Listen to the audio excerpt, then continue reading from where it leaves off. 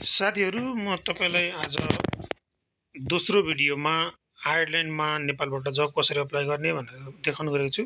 सबैभन्दा पहिले तपाईँले गुगल क्रोममा जानु। गुगल क्रोमबाट यहाँ माथि गएर jobs.ireland.ie भनेर सर्च गर्नु। त्यति सर्च गर्नेबित्तिकै तपाईँ यो इन्टरफेसमा आइपुग्नुहुन्छ। यो इन्टरफेसमा आइसकेपछि यो कीबोर्ड भनेर लेखेको छ, यसमा तपाईँले डेरी फार्म भनेर सर्च गर्नु। डेरी फार्म लेख्नुभयो, त्यस पछाडि तल सर्चमा थिच्नुभयो भने यो यहाँ आज कतिवटा जब भ्याकेन्सी खुलेको छ भनेर देखाउँछ। यहाँ आज जम्मा 49वटा जब भ्याकेन्सी खुलेको रहेछ। त्यस पछाडि तपाईँले यो डेरी फार्म एसिस्टेन्ट लेखेको छ, यसमा यो एरोमा टच गर्नुभयो भने तपाईँ यसको बारेमा सबै कुरा यहाँ देख्नुहुन्छ। यो कम्पनीको स्मिथ एन्ड कोमे इन्टरप्राइज लिमिटेड भनेर कम्पनीको नाम भयो, जब रेफरेन्स नम्बर भयो, कम्पनीको एड्रेस भयो, त्यसपछि एउटा पोजिसन खोलेको रहेछ। अनि हप्तामा तपाईँलाई यहाँ 40 आवर्स पर विक भनेको 8 घन्टा दिनको काम भयो। युरोपमा 2 दिन छुट्टी हुनुभएकोले 5 दिन हप्तामा काम हुन्छ। त्यसपछि तलब भनेको छ, तलब 37,545 भनेको छ। यो भनेको तपाईँको महिनामा हिसाब गर्दाखेरि 3128 युरो जति निस्किन्छ र त्यसलाई नेपालीमा कन्भर्ट गर्दाखेरि 5,40,000 जति पुग्छ।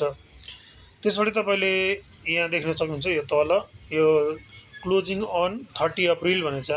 आज भर्खर कति भन्दा 4 अप्रिल भएको छ।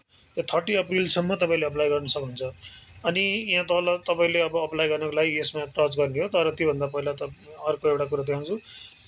एप्लिकेसन डिटेल्स भन्छ, in order to work in Ireland a non EEA national unless they are extended must hold a valid employment permit please make sure you are please भनेछ। त्यसपछि यहाँ के लेखेछ देखिएन है। अनि you are unsure to eligibility to apply for this vacancy भन्छ। यो भ्याकेन्सी अप्लाई गर्नको लागि इलिजिबिलिटी क्राइटेरिया के छ तपाईँहरूलाई थाहा छ भने अथवा थाहा छैन भने तपाईँहरूले हेर्न सक्नुपर्छ भनेको छ है। अब जब डिस्क्रिप्सन भन्छ, यो जब डिस्क्रिप्सन जम्मा अब तलबको कुरा अघि गरिहाल्ने, हप्तामा 5 दिन काम गर्ने, 40 घन्टा भनेको छ। त्यसपछि यहाँ एउटा इमेल एड्रेस दिएको छ, यो जुन हाइलाइट गरेको छ यही हो इमेल एड्रेस। यसमा टच गरे पनि हुन्छ अथवा माथि अघि मैले देखाएको यो अप्लाई गरे भनेको ठाउँमा थिच्दाखेरि पनि तपाईँ सिधै अप्लाई गर्न सक्नुहुन्छ। क्यारियर लेभल नन म्यानेजरियल भन्छ, एक्सपिरियन्स केही पनि छैन। म्याक्सिमम् एक्सपिरियन्स भनेको छ 2 वर्षको। तर सामान्य दुध कसरी दुने, त्यो दुध दुने मेसिन कसरी सफा गर्ने, कसरी लगाउने, त्यो मेसिन लगाउनु अगाडि के गर्नुपर्छ, पखाल्नेदेखि घाँस खुवाउने, त्यहाँको सरसफाइ गर्ने, घाँस काट्ने, त्यस्ता कुराहरू हो। खास त्यस्तो गाह्रो हुँदैन। यदि तपाईँहरू दुबई, साउदी, कतै मध्यपूर्वका देशहरूमा काम गरिरहनु भएको छ भने त्यसले तपाईँहरूलाई प्लस पोइन्ट दिन सक्छ। यदि तपाईँ नेपालमै बसेर पनि गर्न सक्नुहुन्छ, त्यो जान्नु भएको छ, त्यो चलाउनु भएको छ भने तपाईँले आफ्नो सिभीमा त्यो राख्न सक्नुहुन्छ है। त्यसपछि एबिलिटी स्किल एनालिटिक मेनुअली काम गर्नुपर्ने हुन्छ। अब त्यसमा अलिअलि भारी काम पनि हुनसक्छ। कम्पिटेन्सी स्किल भनेको फ्लेक्सिबिलिटी, त्यस्तो गाह्रो केही पनि छैन। काम गर्न सक्ने, त्यो दिमाग लगाउन सक्ने भयो भने पुग्छ भनेको छ। त्यस पछाडि अब योभन्दा माथि नै जाउँ हामी। अब अप्लाईमा जाउँ। अप्लाईमा थिचिसकेपछि यहाँ एउटा इमेल एड्रेस आउँछ है। तपाईँले यही इमेल एड्रेसमा टच गर्नुभयो भने सिधै तपाईँको जिमेलमा मेल कम्पोज हुन्छ।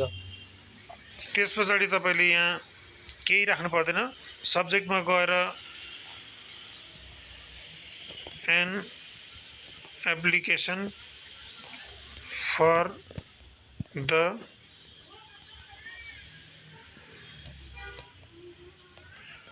The position of dairy farm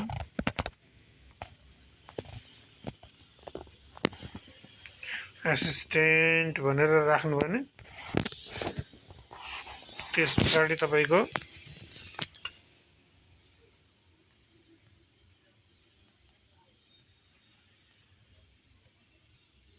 dairy farm assistant भनेर लेख्नु। त्यस पछाडि कम्पोज मेलमा गएर डियर सर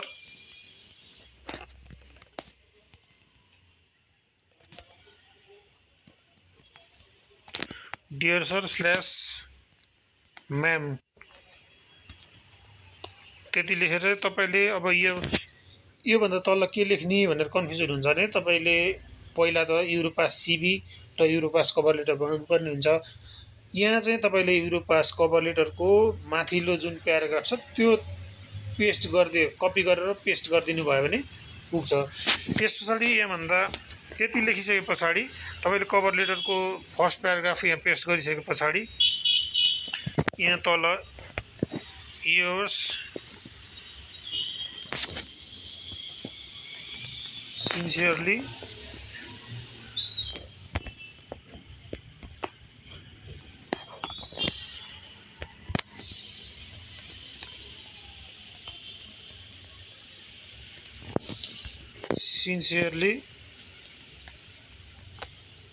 राम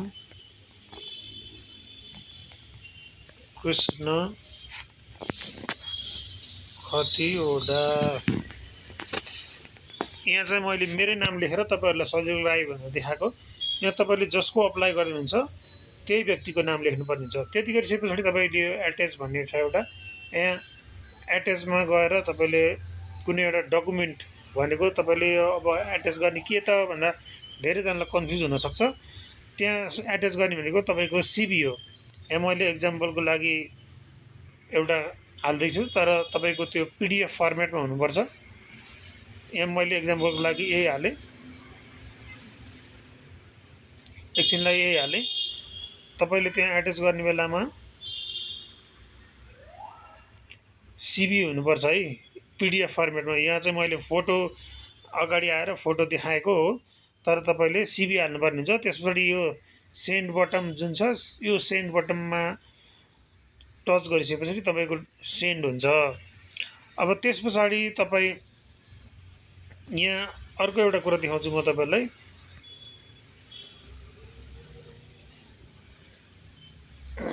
मेरो नेट अलिकति स्लो चलिरहेको छ आज, त्यस भएर अलि भिडियो लामो पनि हुनसक्छ। सकेसम्म म पुस गरेर काट्दै बनाइरहेको छु, तर तपाईँहरूलाई चाहिने इन्फर्मेसन एकदम नकाटियोस् भनेर हेरेको छु। यसमा एउटा अर्को छ जुन चाहिँ हामी नेपालीले अप्लाई गर्न मिल्दैन।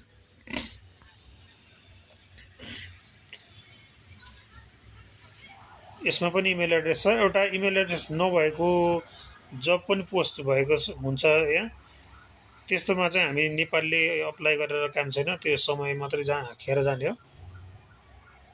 जस्तो अब यहाँ यसमा हेरौँ, यसमा पनि इमेल एड्रेस दिएको छ। अरू पछाडि योभन्दा अरूमा यसमा छ कि सायद